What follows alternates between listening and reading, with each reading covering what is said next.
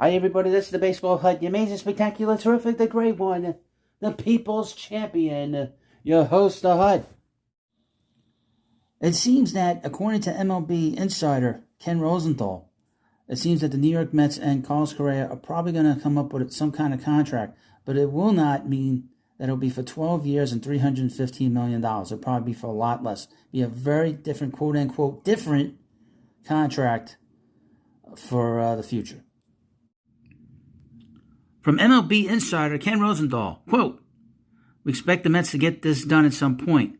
We expect it to be a dramatically different deal. It's not going to be 12 for $315 million guaranteed. The question is, to what extent does language change? Does the deal change?"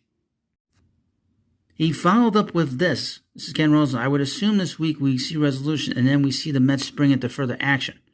They're going to need to make some other trades. They have traded James McCann and would trade Eduardo Escobar if they finalize Correa. And you may see some other things."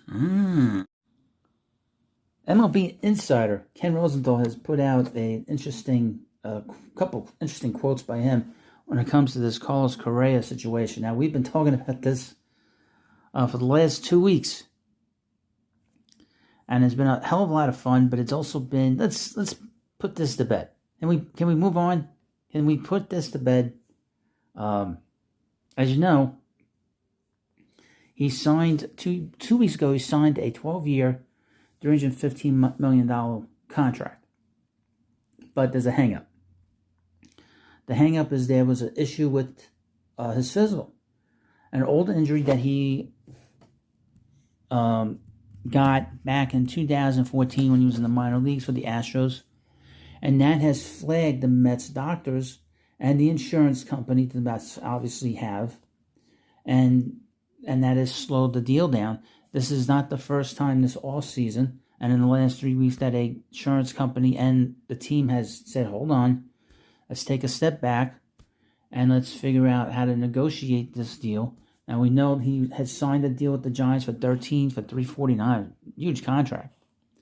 But he did not wait to renegotiate with the Giants. They quickly pivoted to the Mets, and now we're on to the second deal. Now, as you know, Scott Boras has had experience with these kinds of contracts, and I mentioned this in the previous video about Correa, about J.D. Martinez back in 2018, and Hall of Famer Ivan Rodriguez in 2004.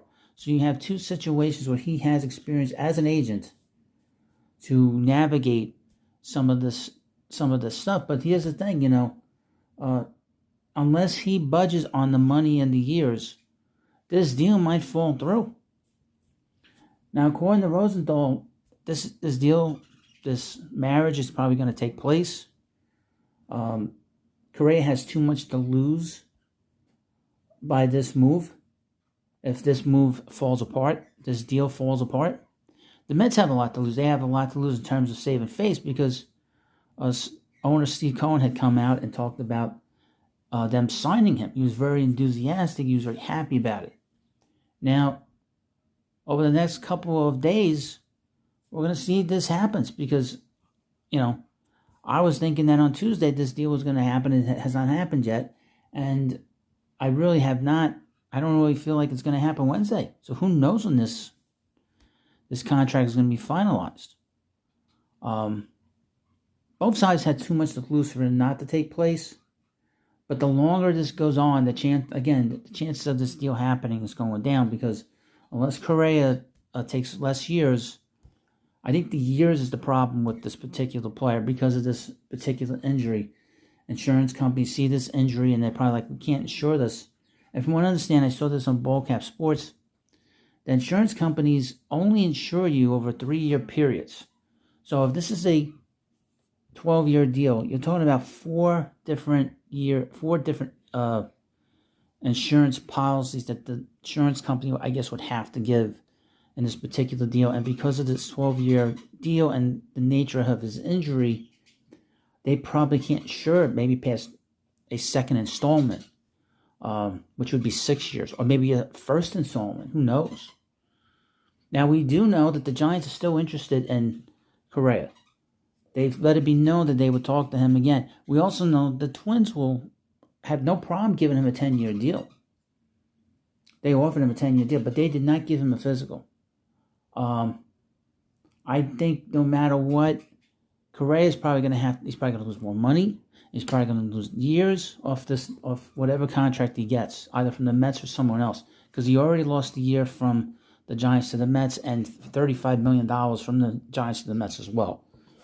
So this is a very intriguing story, to be honest with you. It wasn't something that any of us was expecting. That the whole thing with Cohen signing him was out of the blue. It was in the middle of the night.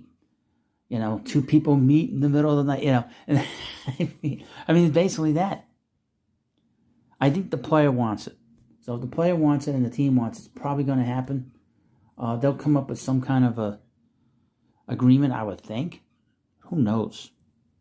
None of us were expecting the Mets to make this kind of a move, especially since they made all the moves that they made. Now, keep an eye on other videos, because once this move is finalized, if it's finalized, there are other moves to be had. Like, for instance, in this quote, Eduardo Escobar. He's the third baseman on this team. He's probably going to get moved. I'm not happy about that. I like him a lot. I think a lot of people do as well. So he'll probably get moved.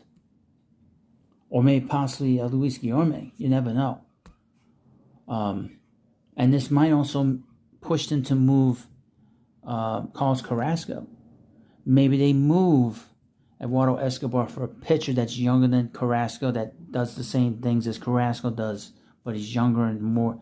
They have him under control a little bit longer in terms of his contract. But we will see, like I always say. And of course, please subscribe to the Baseball Hut. Thank you for watching this video, and I'll see you later.